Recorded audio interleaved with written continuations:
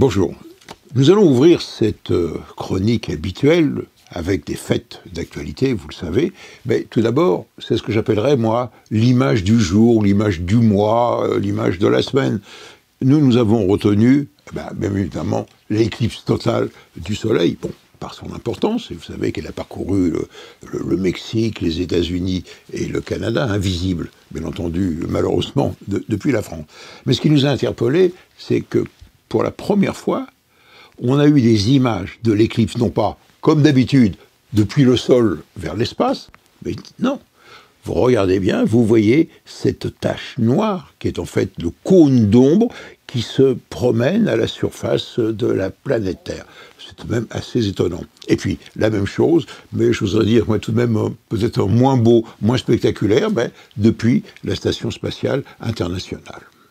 Par contre, dans l'actualité scientifique, peu d'actualité, il y a la période de vacances, mais tout de même, on va revenir en arrière sur ce qui s'est passé à Taïwan. Il y a eu un tremblement de terre très fort, 7,4 sur l'échelle. C'est pas le premier. Il y en a eu, durant les 50 dernières années, 6 très, très importants et très, très forts. Donc, ce qui nous a interpellés, c'est que finalement, par rapport aux autres tremblements de terre que connaît cette île, il n'y a pas eu, j'oserais dire, de grandes... Il y a eu des dégâts, beaucoup de dégâts, glissements de terrain, des immeubles couchés, des petites maisons détruites, mais le nombre de victimes a été assez réduit, ainsi que les dégâts. Et surtout, dans la capitale, qui, elle, possède des buildings, et notamment une tour de quelques 500 mètres de haut, eh bien, tout ceci a résisté, et vous allez voir pourquoi, avec l'utilisation d'une nouvelle technique que j'appellerais, moi, le pendule, si vous voulez. Alors tout d'abord, campons le décor. Donc, de quoi parlons-nous? On parle ici, vous voyez, ça c'est la Chine, vous la reconnaissez, ça c'est l'Australie, ça c'est l'énorme océan Pacifique.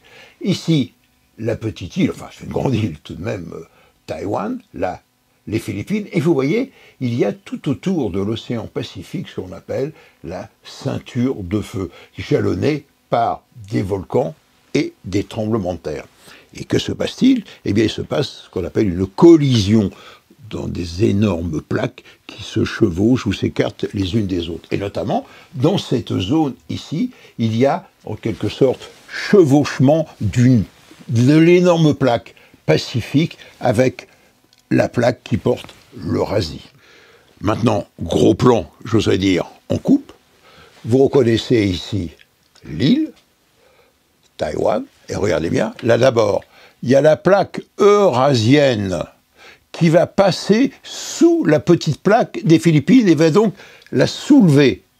Alors qu'un peu plus loin, c'est l'inverse qui se produit, c'est la plaque des Philippines qui va passer sous la plaque eurasienne et va la soulever. Autrement dit, on a en quelque sorte un mouvement de vrille avec des déplacements de l'ordre de 7 à 8 cm par an, ce qui est énorme, et donne naissance dans cette région à des tremblements de terre très violents, toujours de magnitude supérieure à 7.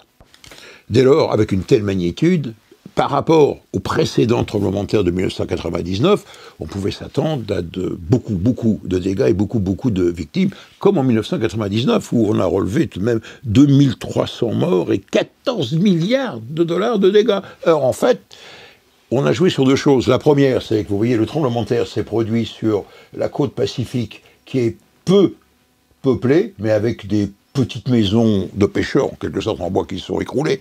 Et puis surtout, la capitale, Taipei, a été violemment secouée. Des immeubles se sont couchés, c'est assez spectaculaire, mais sont restés intacts. Et d'autre part, ils ont utilisé une nouvelle technique extrêmement originale et intéressante que j'appellerais le pendule, la masse suspendue.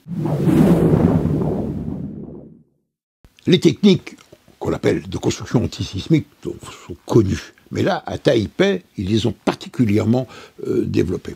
Alors la première, c'est ce qu'on appelle la méthode du chaînage. C'est-à-dire, quand un immeuble, une maison, oscille, eh bien, les murs ont tendance parfois à s'écarter, parfois à se rapprocher, mais lorsqu'ils s'écartent, eh bien, les planchers, les plafonds descendent. Et d'où la technique qu'on appelle du chaînage. Voici les montants, les poutres verticales, voici les planchers horizontaux. Et donc c'est ici que l'on permet que lorsque le mur va s'écarter, la paroi va s'écarter, eh bien cette poutre-là, qui est contrebalancée, ne va pas tomber. Et ça c'est redoutable parce que ça vous transforme un immeuble, je vous disais, en un immeuble. La deuxième méthode, c'est de désolidariser la maison, l'immeuble, des mouvements du sol. Je vous rappelle que ces mouvements du sol, il y a 3 types d'ondes. Il y a les ondes d'avant en arrière, les ondes de cisaillement de gauche à droite, et puis il y a les ondes de relais, qui sont en quelque sorte comme des vagues. Le sol monte et descend et finit de démolir tout ce qui était encore debout. Et donc on va désolidariser comment? En interposant entre, par exemple ici, la base de l'immeuble, des gros plots en caoutchouc avec des amortisseurs et qui vont absorber les vibrations et donc ça va bouger dans ce sens-là, c'est tout.